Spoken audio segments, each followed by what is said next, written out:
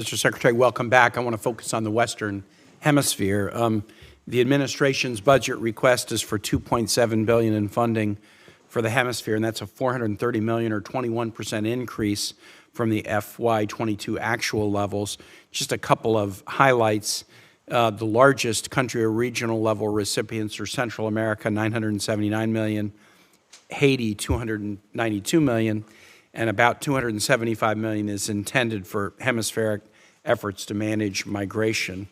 In the Central American area, one of the challenges we have is we would like to invest to deal with root causes of immigration, promote stability, economic development, but many of the government partners in that region are not reliable partners. So how do we make an investment of that size, $979 million, or any sizable investment when the partners, the governments there are not reliable? Yeah, I very much appreciate that, Senator. And the short answer is by, as necessary, working around the governments when we don't have effective partners. Yes, we've got about $1 billion requested in aid for Central America. We have, of course, laws and regulations to ensure that the money is not diverted, for example, to corrupt actors. But at the same time, we want to make sure that it's used effectively to do the things that we want to do, including getting at some of these root causes. Vice President Harris led a major and very successful effort to generate significantly more private sector investment in Central America, a call to action that's produced over $4 billion in commitments from the private sector to invest directly in projects in Central America, which will create opportunity, create jobs for people, and give them, in that sense, a greater opportunity to stay, not to take the hazardous journey to the United States. Now, these things take time to realize, as you know, but we have a lot of work that's going on there. And again, this is not going to the governments. It's going to the private sectors. It's going to implementing partners in terms of our assistance. We would like to be able to work as closely as possible with governments, but unless and until we're satisfied that we can do that in a way that doesn't result in the taxpayers' money being ill-spent, we're going to continue to work directly with NGOs or with the private sector. Let me just, on the NGO point, for my colleagues and to put it on the record, I'm sure you're grappling with it.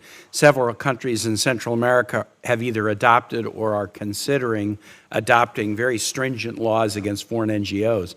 So some of the very partners with whom we might be able to effectively serve people in the Northern Triangle and other nations are now kind of getting cracked down on by the governments, and this affects not only the NGOs, but even USAID's ability to work with partner agencies.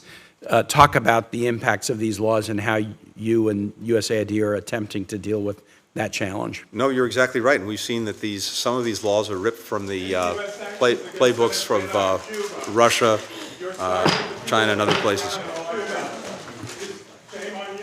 Committee will stand.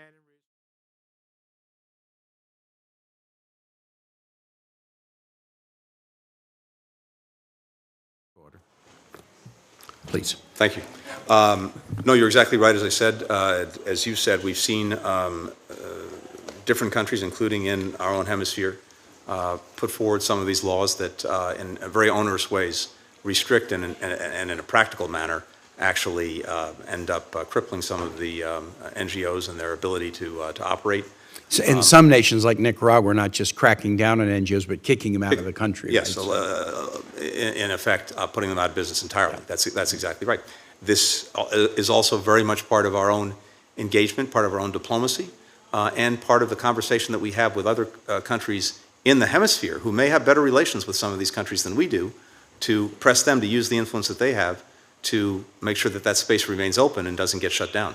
Who are the star performers in the region? Because this is a region that really is backsliding in democracy in many ways, but not everyone is backsliding. Some are forward-leaning. So who are some of the star performers in the region in terms of, for example, willingness to call out bad behavior, go to bat for NGOs? It's very interesting. I think, Senators, you know well, we have countries that have very significant challenges, but a country like Ecuador continues to stand strongly for democratic principles. Chile also speaks up and speaks out in ways that I think are compelling because it's not exclusively about governments of the right. It goes to governments of the left as well. Those are two countries. But now, of course, we have countries like Costa Rica that it remains a champion. Costa Rica, for example, together with South Korea, the Netherlands, the United States, and Zambia are 5 of the co-hosts for the upcoming round 2 of the Summit for Democracies. That's right. What is the administration expecting out of the summit at the end of the month? Well, what we want to do, and see, and we'll have more to say about that over the next week or so, is to follow up on a lot of the work that was done at the first summit to demonstrate that there are concrete results coming out of these countries coming together. For example, on media protections, which is something else that's under challenge around the world. We've had very concrete initiatives to help defend journalists if they're literally under physical threat, to deal with lawfare that's being used against them to try to put them out of business with frivolous lawsuits coming from governments, funds that we've established to do that. And of course, in the NGO space, pushing back on the tightening of that space. But there are other countries in the hemisphere that have also been very strong partners for us, Dominican Republic on many things, and as well, Panama. So while trends have been moving in some directions, I think we continue to see some strong partners that we have a real incentive in working with and trying to bolster. With a minute left, let me ask you about Haiti. Obviously, we want to engage with other nations. I was in the region recently, a lot of concern about the security situation there. There has to be something to stabilize the security situation before you could get into any meaningful political reform talks, elections, et cetera. Those are not going to happen easily with a security situation that is unstable. Talk a little bit about the U.S. efforts to work with others to promote increased stability in Haiti.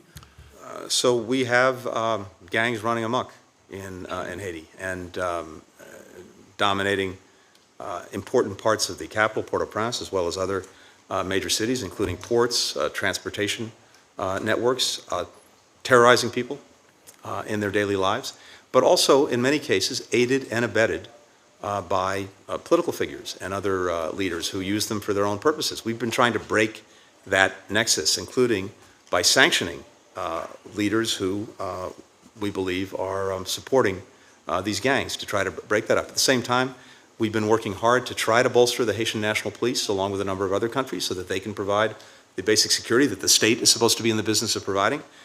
It is challenging. The HNP is very challenged, but we're engaged along with Canada and some other countries in trying to bolster them up. As you know, there's a very active discussion going on now about whether some sort of international support is needed to really manage the insecurity that Haitians are facing, to get to an election, which Haiti needs because it's basically running out of legitimate actors at this point.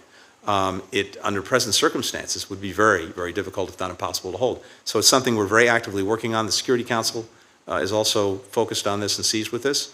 But I don't want to minimize the challenge. The insecurity, mostly as a result of gangs dominating the situation, is a big problem. Mr. Chair, I yield back. Thank you. Thank you. Senator Ricketts.